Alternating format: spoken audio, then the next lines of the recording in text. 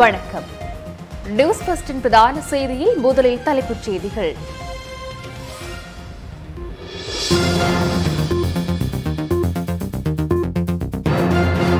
அங்கொடலொக்காவின் சகா போலீஸ் துப்பாக்கிச் சூட்டில் பலி. இந்தியாவில் இருந்து நாடு திரும்பிய பெண் கொரோனா தொற்றினால் உயிரிழப்பு. பொருளாதார மறுமலர்ச்சி மற்றும் வறுமை ஒழிப்பிற்கான ஜனாதிபதி செயலணி கூடியது. தமிழ் தேசிய கூட்டமைப்பின் பதவிகளில் மாற்றம் ஏற்பட போகின்றதா? கம்பளையில் பொறியில் சிக்கி உயிரிழந்த சிறுத்தை.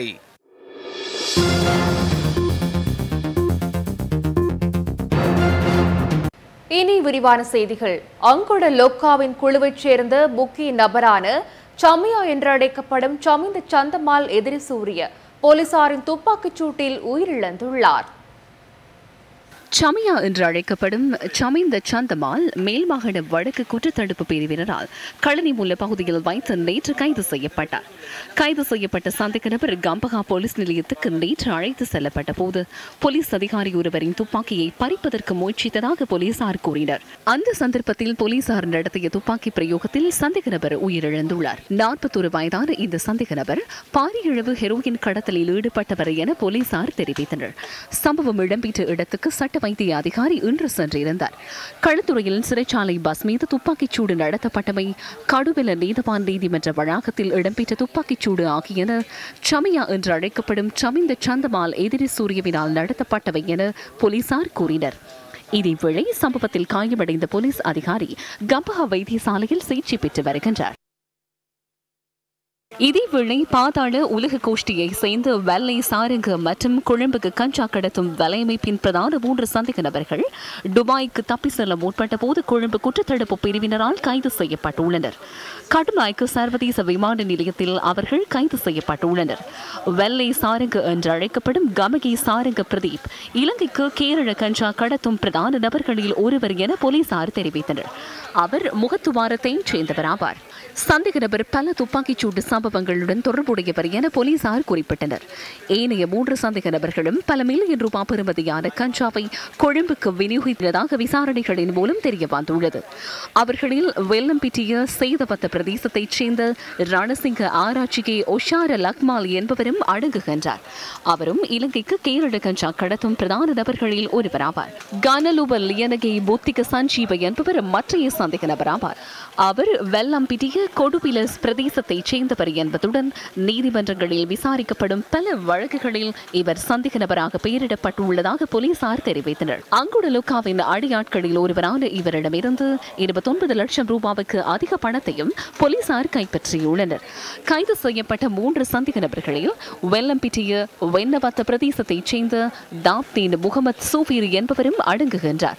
அவர் ஹங்வெல்ல மக்கள் வங்கி கொள்ளையின் பிரதான சந்தேக நபர் என்பதுடன் அங்குடலொக்காவின் சகா எனவும் போலீசார் குறிப்பிட்டனர். போலீசார் மற்றும் பயங்கரவாத விசாரணை பிரிவினரால் தேடப்படும் திட்டமிட்ட குற்றச்செயல்களில் ஈடுபடும் குழுவின் உறுப்பினராக கருதப்படும் யகா சம்பத் என அழைக்கப்படும் இரிகம ராஜபக்ச கெதரானந்த சில்வா நேற்று கைது செய்யப்பட்டார்.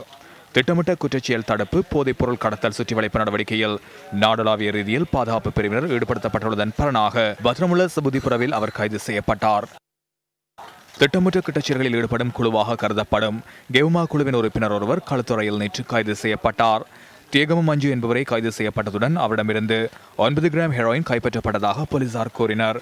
முச்சக்கர வண்டியில் ஹெரோயின் கடத்தலில் ஈடுபட்ட போது போலீசாருக்கு கிடைத்த தகவலுக்கு அமைய களுத்துறை வடக்கு போலீஸ் பிரிவின் எலமுதிர பாலத்திற்கரையில் சந்தேக நபர் கைது செய்யப்பட்டார்.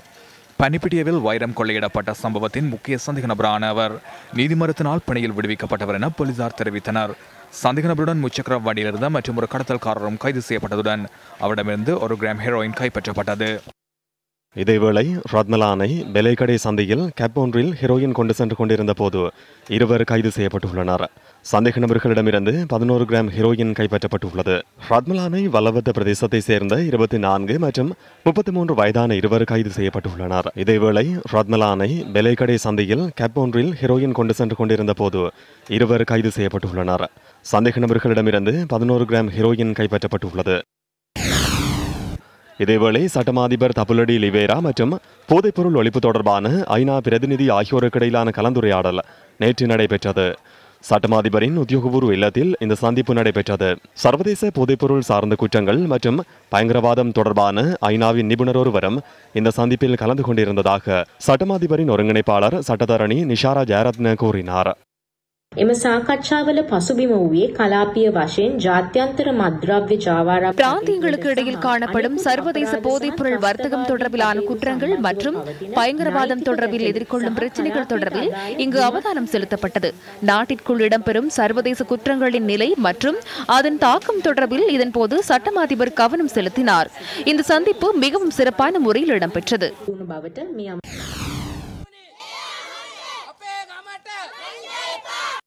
போதைப்பொருளில் இருந்து கிராமத்தை பாதுகாக்குமாறு கோரி மெதிரிகிரிய யாய 4 பகுதி மக்கள் இன்று ஆர்ப்பாட்டத்தில் ஈடுபட்டனர். ஹெரோயின், கஞ்சா உள்ளிட்ட போதைப் பொருட்கள் குறுகிய காலத்திற்குள் கிராமத்தில் அதிகரித்துள்ளதாக இவர்கள் குறிப்பிடுகின்றனர். யாழ்ப்பாணத்தில் ஹெரோயினுடன் 5 கைது செய்யப்பட்டுள்ளனர். சந்தேக நபர்கள் இன்று பகல் கைது செய்யப்பட்டுள்ளனர். சந்தேக நபர்களிடமிருந்து 60 கிராமுக்கும் அதிக ஹெரோயின் கைப்பற்றப்பட்டுள்ளது. கைது செய்யப்பட்டவர்களில் ஒருவர் ஆவா குழுவின் முன்னாள் உறுப்பினர் என போலீஸ் தலைமையகம் தெரிவித்தது. கொக்குவில் மற்றும் இளவாலை ஆகிய பகுதிகளை சேர்ந்தவர்களே இவ்வாறு கைது செய்யப்பட்டுள்ளனர். சந்தேக நபர்கள் தொடர்ந்தும் போலீசில் தடுத்து வைக்கப்பட்டுள்ளதுடன் மேலதிக விசாரணைகள் முன்னெடுக்கப்பட்டுள்ளன. இதேவேளை கிளிநொச்சியில் 80 மில்லிகிராம் ஹெரோயின் போதைப் பொருளுடன் 4 கைது செய்யப்பட்டுள்ளனர். கைது செய்யப்பட்டவர்கள் பாடசாலை மாணவர்கள் ஆவர். இவர்கள் கிளிநொச்சி நீதவான் நீதிமன்றத்தில் ஆஜர்படுத்தப்பட்ட பின்னர் பிணையில் விடுவிக்கப்பட்டுள்ளனர். மட்டக்களப்பு ஏறாவூர் பகுதியில் இரு தரப்பினருக்கு இடையில் ஏற்பட்ட மோதலில் 15 வயது சிறுவன் கொல்லப்பட்டுள்ளான். மட்டக்களப்பு ஏறாவூர் போலீஸ் பிரிவின் கொம்மாதுறை விநாயகர் வீதி பகுதியில் நேற்றிரவு இந்த சம்பவம் இடம்பெற்றதாக போலீசார் தெரிவித்தனர். இரு தரப்பினருக்கு இடையில் வாய்த்தர்க்கம் வலுப்பெற்று மோதல் இடம்பெற்றுள்ளதாகவும் போலீசார் கூறினர். இதன்போது வாழ்வெட்டு நடத்தப்பட்டதில் செங்கலடி சந்தை வீதியைச் சேர்ந்த 15 வயதான ரமணன் திவிராஜ் என்ற சிறுவன் கொல்லப்பட்டுள்ளான். சம்பவத்தில் உயிரிழந்த சிறுவனின் சடலம் ஏறாவூர் ஆதார வைத்தியசாலைக்கு நேற்றிரவு கொண்டு செல்லப்பட்டது. ஏறாவூர் சுற்றுலா நீதிமன்ற பதில் நீதவான் வி தியாகேஸ்வரன் கொலை இடம்பெற்ற இடத்துக்கு நேரடியாக சென்று பார்வையிட்டார். குடும்பத்தில் 2வது பிள்ளையான ரமணன் திவிராஜ் செங்கலடி மத்திய கல்லூரியில் 10ஆம் தரத்தில் கல்வி கற்று வந்தார். தந்தை வெளிநாட்டில் தொழில் புரியும் நிலையில் தாயின் அரவணைப்பில் திவிராஜ் வாழ்ந்து வந்தார்.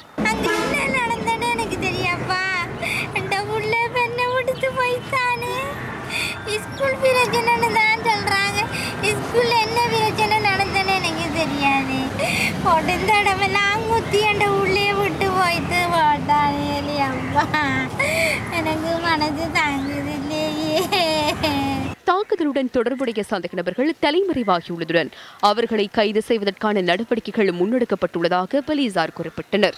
சம்பவம் தொடர்பில் ஏறாவூர் போலீசார் விசாரணைகளை முன்னெடுத்து வருகின்றனர். கொள்ளுப்பேட்டையில் ட்ரோன் கேமராவை செலுத்திய சீன பிரஜையொருவர் கைது செய்யப்பட்டுள்ளார். உயர் பாதுகாப்பு வலயத்திற்குள் குறித்த ட்ரோன் கேமரா பறக்கவிடப்பட்டுள்ளதாக போலீசார் தெரிவித்தனர். 40 வயதான சீன பிரஜை நேற்றிரவு போலீசாரால் கைது செய்யப்பட்டுள்ளார். சம்பவம் தொடர்பான மேலதிக விசாரணைகளை கொள்ளுப்பட்டி போலீசார் முன்னெடுத்து வருகின்றனர்.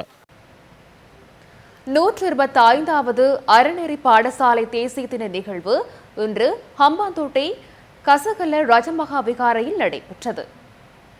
பிரதமர் மஹிந்த ராஜபக்ச தலைமையில் நடைபெற்ற இந்த நிகழ்வின் போது அறநெறி பாடசாலை மாணவர்களுக்கு புலமை பரிசுகளும் வழங்கி வைக்கப்பட்டன.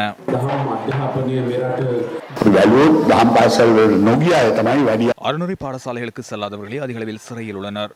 அறநெறிக்கு செல்லும் மாணவர்களின் எண்ணிக்கையை பார்த்தால் பலர் அறநெறி பாடசாலைகளில் பௌத்த கல்வியை பெறவில்லை. இது குறித்து ஆராய வேண்டியுள்ளது. வாரத்திற்கு ஒரு தடவை 45 அல்லது 30 நிமிடங்களுக்கு பௌத்த தர்மத்தை போதிக்கப்பட்டமை குறித்து மகிழ்ச்சியடைந்தால் நாம் செய்யும் தவறாக அதனை நான் காண்கின்றேன். இது குறித்து சிந்தியுங்கள், நடவடிக்கை எடுங்கள். அதற்கான காலம் தற்போது வந்துள்ளது. பௌத்த பிள்ளைகளுக்கு மாத்திரமல்ல, ஏனைய மத பிள்ளைகளுக்கும் தத்தமது மதங்களை கற்பிக்கும் பாடசாலைகள் உள்ளன. சில மதங்களில் காலம் முழுவதும் மதம் குறித்து கற்பிக்கப்படுகின்றது. கடந்த காலத்தில் அவ்வாறானவற்றை நாம் கண்டிருக்கின்றோம். இவை குறித்து ஆராய்ந்து அந்த பாடசாலைகளில் அவர்களின் தர்மத்தை கற்பிப்பதற்கு ஒத்துழைப்பு வழங்க வேண்டும். சமூகத்திற்கு நன்மை பயக்கும் பிரஜைகளை உருவாக்காவிட்டால் உயிர்த்த ஞாயிறு தாக்குதல் போன்ற தாக்குதல்கள், வடக்கு கிழக்கில் நிலவிய பிரச்சினை போன்றவற்றை அளிப்பதாயின் அறநெறி பாடசாலைகளுக்கு அவர்களை அனுப்ப வேண்டியது முக்கியமானது என நான் நம்புகின்றோம்.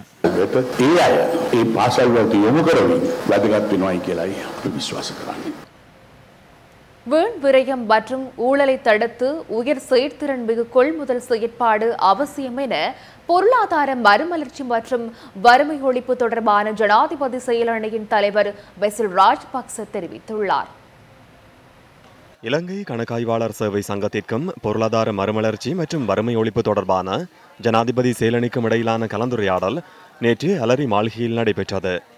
நாட்டை கட்டியெழுப்பி நாட்டின் பொருளாதாரத்தை பலப்படுத்துவதற்காக பொருளாதார மறுமலர்ச்சி மற்றும் வறுமை ஒழிப்பு தொடர்பான ஜனாதிபதி செயலணி முன்னெடுக்கும் நடவடிக்கைகளுக்கு ஒத்துழைப்பு வழங்குமாறு இலங்கை கணக்காய்வாளர் சேவை சங்கத்திற்கு இதன்போது பெசில் ராஜபக்ச அழைப்பு விடுத்துள்ளார். நிறுவனங்களின் தலைவர்கள் மாறினாலும் திட்டங்கள் மாறாமல் நிலையாக கொண்டு செல்லும் முறைமையின் அவசியம் தொடர்பில் இதன்போது பெசில் ராஜபக்ச சுட்டிக்காட்டியுள்ளார். கணக்காய்வாளர் சேவை துறையில் காணப்படும் பிரச்சினைகள் தொடர்பிலும் இதன்போது நீண்ட நேரம் கலந்துரையாடப்பட்டுள்ளது. பொது தேர்தலுக்கு பின்னர் தமிழ் தேசிய கூட்டமைப்பின் பதிவு நிலைகளில் மாற்றம் ஏற்பட்டுள்ளதா? இது தொடர்பாக கூட்டமைப்பின் பாராளுமன்ற உறுப்பினர்கள் தெரிவித்த சில கருத்துக்கள் அடுத்து. கடந்த 5ஆம் தேதி நடைபெற்ற பொதுத் தேர்தலில் தமிழ் தேசிய கூட்டமைப்பு 10 ஆசனங்களை கைப்பற்றியிருந்தது. இதனைத் தொடர்ந்து கூட்டமைப்பின் ஒருங்கிணைப்பு குழு கூடிய போது ஊடக பேச்சாளராக தமிழீழ விடுதலை இயக்கத்தின் தலைவர் செல்வம் அடைக்கலநாதனையும், பிரதம கொறடாவாக தமிழீழ மக்கள் விடுதலைக் கழகத்தின் தலைவர் தர்மலிங்கம் சித்தார்த்தனையும் நியமிப்பதற்கு கொள்கை அளவில் தீர்மானிக்கப்பட்டதாக பாராளுமன்ற உறுப்பினர் எஸ் நோகராதலிங்கம் தெரிவித்தார். பாராளுமன்ற குழு கூட்டப்படாத பட்சத்திலே கூட்டமைப்பினுடைய ஒருங்கிணைப்பு குழு நேற்றைய தினம் கூடி ஐயா அவர்களுடைய தலைமையிலே கூடி கொள்கை அளவிலே பிரதம கொறடாவாக சித்தார்த்தன் அவர்களுடைய பெயரையும், அதேபோல் ஊடக பேச்சாளராக திரு அடைக்கல்நாதன் அவர்களுடைய பெயரையும் திரு சம்பந்தன் ஐயா அவர்கள்தான் முன்மொழிந்திருக்கின்றார். இது எதிர்வரும் பாராளுமன்ற அமர்விலே நாடாளுமன்ற குழு கூடி அதற்கு அனுமதியை பெற்று தொடர்ந்து அடுத்த 5 வருடங்களுக்கும் இவர்கள் இந்த கூட்டமைப்பினுடைய இந்த பதவி நிலையிலே தொடர்ந்து அங்கம் வகிப்பார்கள். தமிழ் தேசிய கூட்டமைப்பினுடைய தலைவர் யார், ஊடக பேச்சாளர் யார், பாராளுமன்ற குழுக்களுடைய கொறடா யார் என்பதை தீர்மானிப்பது பாராளுமன்ற குழு தான். ஆனால் அப்படி ஒரு கூட்டம் நடைபெறாத சூழ்நிலையில் இன்று பத்திரிகைகளில் நான் அறிந்திருந்தேன், பேச்சாளர் தெரிவு செய்யப்பட்டிருக்கிறார், கொறடா தெரிவு செய்யப்பட்டிருக்கிறார் என்று ஒரு சில பத்திரிகைகளில் நான் வாசித்திருந்தேன். கூட்டமே நடைபெறாத போது எப்படி தெரிவு செய்தார்கள் என்றது எனக்கு தெரியாமல் இருக்கிறது. நிச்சயமாக வருகிற வியாழன் வெள்ளி பாராளுமன்ற அமர்வுகள் இருக்குது. அந்த நேரத்தில் தமிழ் தேசிய கூட்டமைப்பு பாராளுமன்ற உறுப்பினர்கள் கூடித்தான், அது ஆறாக இருந்தாலும் கூடித்தான் அந்த முடிவு எடுக்கப்படும். நான் இந்த செய்தியை பார்த்த பின்பு நான் சம்பந்தன் ஐயாவிடம் அறிந்திருந்தேன் இது எப்படி இந்த செய்தி இப்படி வந்திருக்கிறது என்று. ஆனால் அவரை நான் நேரடியாக தொடர்பு கொள்ள முடியவில்லை. இதேவேளை தமிழ் தேசிய கூட்டமைப்பின் புதிய பதவிகளுக்கான முடிவு கொள்கையளவில் எடுக்கப்பட்டுள்ளதாக புளொட் அமைப்பின் தலைவரும் பாராளுமன்ற உறுப்பினருமான தர்மலிங்கம் சித்தார்த்தன் கூறினார். பாராளுமன்ற குழு கூடியதும் இறுதி முடிவு எடுக்கப்படவுள்ளதாகவும் அவர் தெரிவித்தார். நேற்றைய கட்சி தலைவர்கள் கூட்டத்திலே எடுக்கப்பட்ட தீர்மானம், உங்களுக்கான தமிழ் தேசிய கூட்டமைப்புடைய ஊடக பேச்சாளருக்கான பதவி இது எந்த நிலையில் இருக்கின்றது, வந்திருக்கின்ற ஊடக அறிக்கைகள் சரியானதா, நீங்கள் அந்த பதவிக்கு நியமிக்கப்பட்டிருக்கின்றீர்களா? எங்களுடைய ஒருங்கிணைப்பு குழு கூடி சில தீர்மானங்களை எடுத்தது. அந்த அடிப்படையிலே இந்த நீங்கள் கேட்டது போல இன்னென்ன பதவிக்கு இன்ன நாள் என்று சொல்லி அதாவது தெரிவு செய்ய ஒரு தீர்மானமாக எடுக்கப்பட்டது. ஆனால் ஒரு சம்பிரதாயம் இருக்கிறது, அது பாராளுமன்ற குழு கூடித்தான் தலைவர் உட்பட இந்த பதவிகள் யார் யாருக்கு கொடுக்க வேண்டும் என்று தெரிவு செய்வது சம்பிரதாய விதமாக குழு கூடித்தான் முடிவெடுக்க வேண்டும்.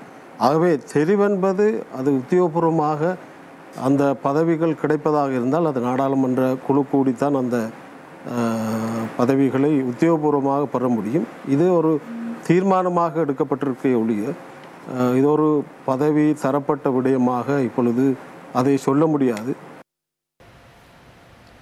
பட்டதாரிகளுக்கான நியமனம் பல வருடங்களாக இழுத்தடிக்கப்பட்டதன் விளைவாக பலரது எதிர்காலம் கேள்விக்குறியானது. அத்தகைய சம்பவம் மட்டக்களப்பிலும் பதிவாகியுள்ளது. 29 வயதான சச்சிதானந்தம் விக்னேஸ்வரன் அரச நியமனம் கிடைக்கும் வரை காத்திருக்காது. குடும்ப வறுமையை போக்குவதற்காக மட்டக்களப்பு முனைக்காடு பகுதியில் கட்டட வேலை உதவியாளராக செயற்பட்டுக் கொண்டிருந்த போது மேல் மாடியிலிருந்து கீழே விழுந்து உயிரிழந்த சம்பவம் பிரதேசத்தையே சோகத்தில் ஆழ்த்தியது. கடந்த புதன்கிழமை விபத்துக்குள்ளான விக்னேஸ்வரன் மட்டக்களப்பு போதனா வைத்தியசாலையில் சிகிச்சை பெற்று வந்த நிலையில் உயிரிழந்துள்ளார். பேராதனை பல்கலைக்கழகத்தின் கலைபீடத்தில் பயின்ற இவர் 2014ஆம் ஆண்டு பட்டம் பெற்றிருந்தார். அரச நியமனம் என்ற கனவு பல வருடங்களாக சாத்தியமடையாத நிலையில் குடும்ப வறுமை காரணமாக இவர் கூலி தொழிலை நாட வேண்டிய நிலைக்கு தள்ளப்பட்டிருந்தார். சுமார் 6 வருட காத்திருப்பின் பின்னர் விக்னேஸ்வரனது பெயரும் எதிர்வரும் 2ஆம் தேதி அரசு தொழில் கிடைக்க உள்ள பட்டதாரிகளின் பட்டியலில் இடம்பெற்றுள்ளது. கூலி வேலை செய்து படித்து என் மகன் பட்டம் எடுத்து இந்த வேலை வாய்ப்பு இல்லாமல் 4 வருஷம் வேலை இல்லாமல் எதிர்பார்த்திருந்து வேலையின் காரணமாக தான் மகனுக்கு இப்படியா நிலைக்கு தள்ளப்பட்டு இறந்துட்டாரு. இதே மாதிரி அந்த நிலைமை இன்னொரு பிள்ளைக்கு வரக்கூடாதுன்றது நான் உண்மையாக எதிர்பார்க்குறேன் மகனே. இந்த மாதிரி இந்த அரசாங்கம் நேர்காலத்துக்கு இந்த வேலையை கொடுத்துருந்தா என்ற உள்ள வாழ்ந்திருக்கும். 4 வருஷத்துக்கும் இன்னும் 2 வருஷத்துக்கும் கொடுத்துருந்தா வாழ்ந்த உள்ள நான் சிறப்பாக கண்டிக்கலாம். எத்தனையோ எதிர்பார்ப்புகளுக்கு மத்தியில் உயர்கல்வியை பூர்த்தி செய்தும் உரிய தொழில் கிடைக்காமையே இத்தகைய துரதிர்ஷ்டவசமான சம்பவங்களுக்கு காரணமாக அமைந்துள்ளது. கொரோனா தொற்றுக்குள்ளாகி உயிரிழந்த பெண்ணின் இறுதிக்கிரியை இன்று பிற்பகல் இடம்பெற்றது. சுகாதார பாதுகாப்பு நடைமுறைகளுக்கு அமைய இறுதிக்கிரியை நடைபெற்றது. இந்தியாவிலிருந்து கடந்த 20ஆம் தேதி நாடு திரும்பி ஐடிஎச் வைத்தியசாலையில் சிகிச்சை பெற்று வந்த பெண் ஒருவர் இன்று அதிகாலை உயிரிழந்தார். 47 வயதான குறித்த பெண் இருதயம் மற்றும் புற்றுநோயால் பீடிக்கப்பட்டிருந்ததாக சுகாதார அமைச்சு தெரிவித்துள்ளது. இருதய நோயினால் அவர் உயிரிழந்துள்ளதாக சுகாதார அமைச்சின் பிரதான தொற்றுநோய் வைத்திய நிபுணர் விசேட வைத்தியர் சுதத் சமரவீர குறிப்பிட்டார். இந்த மரணத்துடன் கொரோனா தொற்றினால் நாட்டில் உயிரிழந்தவர்களின் எண்ணிக்கை 12ஆக அதிகரித்துள்ளது. நாட்டில் இறுதியாக கடந்த ஜூன் மாதம் 1ஆம் தேதி கொரோனா மரணம் பதிவாக இருந்தது. இதேவேளை 2951 பேர் கொரோனா நோயாளர்கள் நாட்டில் அடையாளம் காணப்பட்டுள்ளனர். 138 பேர் தொடர்ந்தும் வைத்தியசாலைகளில் சிகிச்சை பெற்று வருகின்றனர். நேற்று 9 பேர் குணமடைந்துள்ளதுடன் இதுவரை 2798 பேர் குணமடைந்துள்ளனர். மஞ்சள் இறக்குமதிக்கு தடை விதிக்கப்பட்டுள்ள நிலையில் உள்நாட்டு உற்பத்தி அதிகரிக்கப்பட வேண்டும் என வர்த்தகர்களும் நுகர்வோரும் கோருகின்றனர். இந்த நிலையில் தமக்கு உரிய வசதிகள் ஏற்படுத்தி கொடுக்கப்பட்டால் மஞ்சள் உற்பத்தியை தம்மால் மேலும் விஸ்தரிக்க முடியும் என முல்லைத்தீவு மஞ்சள் செய்கையாளர்கள் கூறுகின்றனர். தமிழர்களின் பாரம்பரிய கலாசார விழுமியங்கள் முதல் அன்றாட சமையல் வரையில் அத்தனை காரியங்களிலும் இடம் பிடித்துள்ள மஞ்சளுக்கு நம்மவர் மத்தியில் தனிச்சிறப்பு உண்டு. கொரோனா தொற்று உலகம் பூராக பரவியதை அடுத்து மஞ்சளின் மகத்துவத்தை உணர்ந்து அதன் பயன்பாடு மக்களிடையே அதிகரிக்க அதற்கான கேள்வியும் அதிகரித்தது. கிருமி நாசினியான மஞ்சளின் பயன்பாடும் விலையும் அதிகரித்ததை அடுத்து இறக்குமதிக்கு தடை விதிக்கப்பட்டதால் மஞ்சள் தட்டுப்பாடும் ஏற்பட்டது. எனினும் எந்த பகுதியிலும் செய்கை பண்ணக்கூடிய ஒரு பயிராகவே மஞ்சள் காணப்படுகின்றது. முல்லைத்தீவு, புதுக்குடியிருப்பு, வேணாவில், கைவேலி உள்ளிட்ட பகுதிகளில் பலரும் மஞ்சள் செய்கையில் ஈடுபட்டுள்ளனர். மஞ்சள் செய்கையை ஊக்குவிக்கும் உதவிகள் தமக்கு வழங்கப்பட்டால் தம்மால் இந்த உற்பத்தியை மேலும் அதிகரிக்க முடியும் என அவர்கள் கூறுகின்றனர். மஞ்சள் செய்கை பண்ணியிருக்கிறோம். இப்போதைய சூழலில் இந்த மஞ்சளுக்கு கேள்வி அதிகமாக இருக்கிறபடியால் மஞ்சளால் அதிக அளவில் லாபம் பெறுமென்று தான் இதை செய்திருக்கிறேன். மற்றது இந்த மஞ்சளை எடுத்து இந்த பிறகு இந்த சந்தைப்படுத்துகிறவர்களுக்கெல்லாம் இப்போ இதுக்கு விவசாய திணைக்களம் தான் எங்களுக்கு உதவிகள் ஆலோசனைகள் வழங்கியிருக்கிறோம். அந்த பதப்படுத்துகிறதெல்லாம் பெருசாக எங்களால் தெரியாது. அதுக்கெல்லாம் அவை தான் உதவி செய்கிறேன்னு சொல்லியிருக்கிறோம். அந்த பயிற்சியை நல்லா செய்யத்தக்கதாக எங்களுக்கு இருக்கிறது. தொடர்ந்துமாக அதை நாங்கள் செய்யத்தக்கதாகவும் இப்போதைய இருக்கிற சூழ்நிலையில் மஞ்சளில் தேவை அதிகமாக இருக்கிறபடியாலையும் அதிலிருந்து நாங்கள் நல்ல விளைச்சலை பெற்றுக்கொள்வோம் என்ற எதிர்பார்ப்போடு கூட செய்து கொண்டிருக்கிறோம். ஆனால் அதை தொடர்ச்சியாக செய்வதற்கான எங்களுக்கு அநேக தேவைகள் இருக்கிறபடினாலே அந்த தேவையில் அரசாங்கத்தினால் சந்தித்து தருமாறு கேட்டுக்கொள்வதோடு மஞ்சளுக்கான கேள்வி அதிகரித்து வைத்து இறக்குமதிக்கு தடை விதிக்கப்பட்டுள்ளமையினால் சுத்தமான மஞ்சளில் மா உள்ளிட்ட கலப்படங்களை கலந்து விற்கும் நூதன திருட்டும் இடம்பெறுவதாக மக்கள் தெரிவிக்கின்றனர். நூதன திருட்டுகளிலிருந்து நுகர்வோரை பாதுகாக்க உள்நாட்டு உற்பத்தியை அதிகரிக்க வேண்டியது அவசியமாகும். மஞ்சள் செடி வளர சாதாரண இடவசதி போதுமானது என்பதுடன் காலநிலை பெரிய அளவில் தாக்கம் செலுத்தாது என்பதால் எங்கும் அதனை பயிரிடலாம். இதனை உணர்ந்து விவசாயத்துறையும் அதிகாரிகளும் மஞ்சள் உற்பத்தியை அதிகரிக்க கவனம் செலுத்தினால் மஞ்சளை வெளிநாட்டுக்கு ஏற்றுமதி செய்யும் நாடாக இலங்கை விரைவில் மாற்றமடையும் என்பதில் எதுவித ஐயமும் இல்லை. விநாயகர் சதுர்த்தி விசர்ஜன விழா கொழும்பில் இன்று நடைபெற்றது.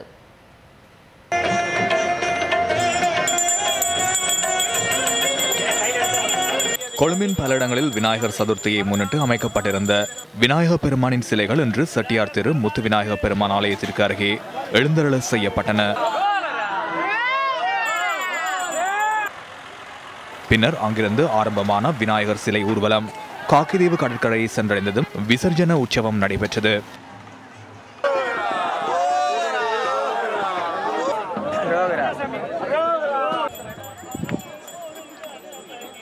விஸ்வ இந்து பரிஷத் கொழும்பு கிளை இம்முறையும் விநாயகர் சதுர்த்தி விழாவை ஏற்பாடு செய்திருந்தது.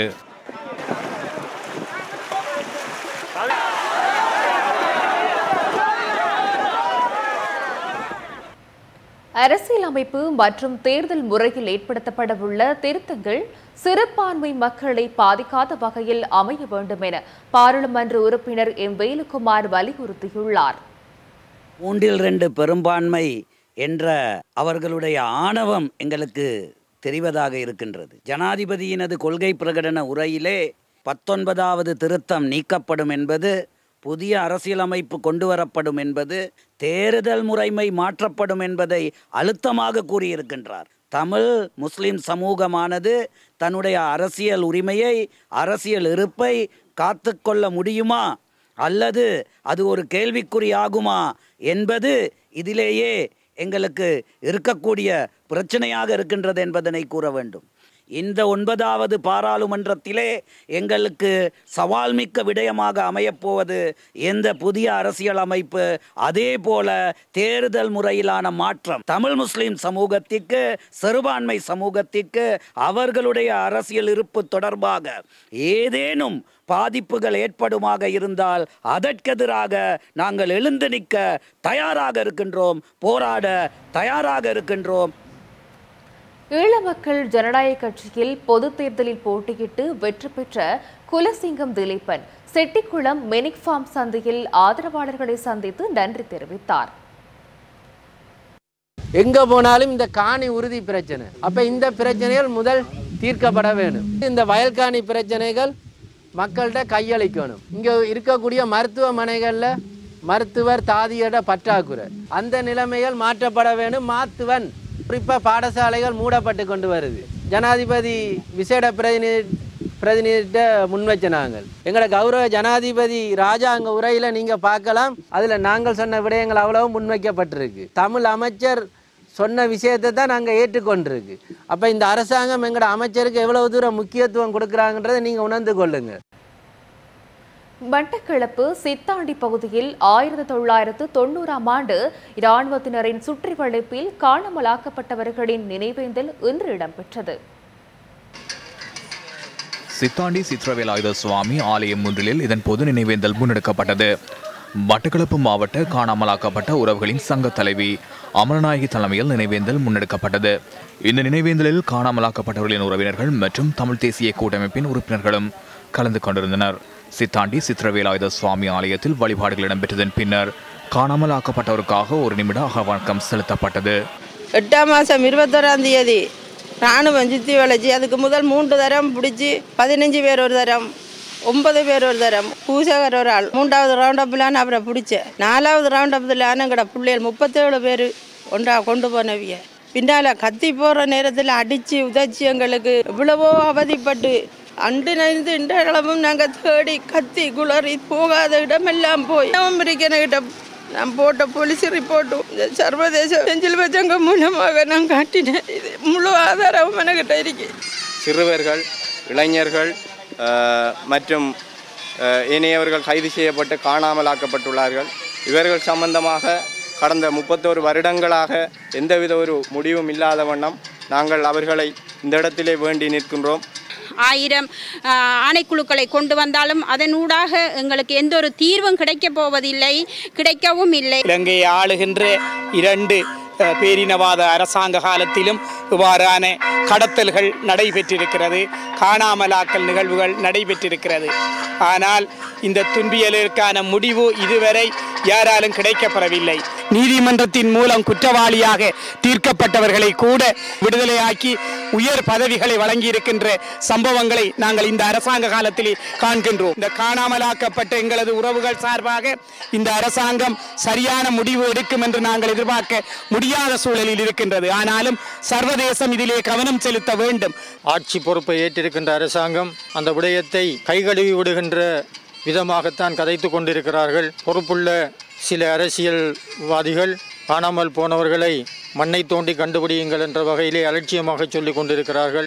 சர்வதேச பொறிமுறைகள் இது தொடர்பாக கவனத்திலே எடுத்து அதிலே ஒரு தீர்வு காணக்கூடிய விதத்திலே நடைபெற வேண்டும். கம்பளைய தொழுவ அம்பகஸ்தேன பகுதியில் பொறியில் சிக்கி சிறுத்தையொன்று இறந்துள்ளது. இன்று காலை கம்பளை அம்பகஸ்தேன பகுதியில் பொறியில் சிக்கி உயிரிழந்த சிறுத்தையின் உடல் மீட்கப்பட்டது. சுமார் 2 வயது மதிக்கத்தக்க சிறுத்தையொன்றே இவ்வாறு இறந்துள்ளது. கடந்த 6 மாதங்களில் பொறியில் சிக்கிய 7வது சிறுத்தை இதுவென்பது குறிப்பிடத்தக்கது.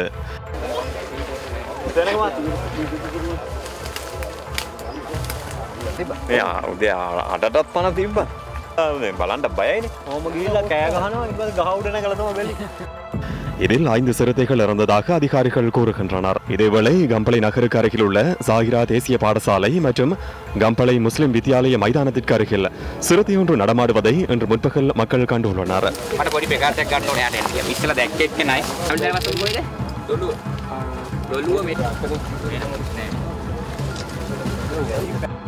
இது தொடர்பாக வன ஜீவராசிகள் திணைக்களம் மற்றும் கிராம உத்தியோகத்தர் ஆகியோருக்கும் மக்கள் தகவல்களை வழங்கியிருந்தனர்.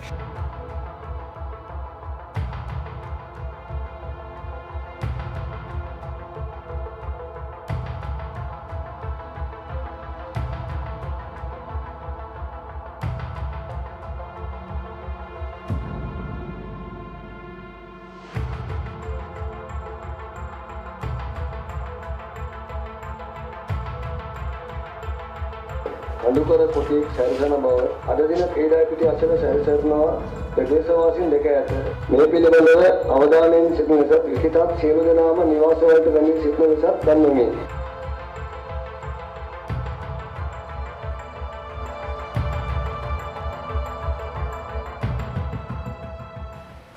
பதுளை மாவட்டத்தில் மேலும் 2 மக்கள் சக்தி மக்கள் அரண் அமைப்புகள் நேற்று அங்குரார்ப்பணம் செய்து வைக்கப்பட்டன. பண்டாரவளை ஹப்புத்தளை தொட்டலாகல மக்கள் சக்தி மக்கள் அரண் அமைப்பின் அங்குரார்ப்பண நிகழ்வு நியூஸ் ஃபர்ஸ்ட் பணிப்பாளர் ரினாஸ் முகமது தலைமையில் நடைபெற்றது.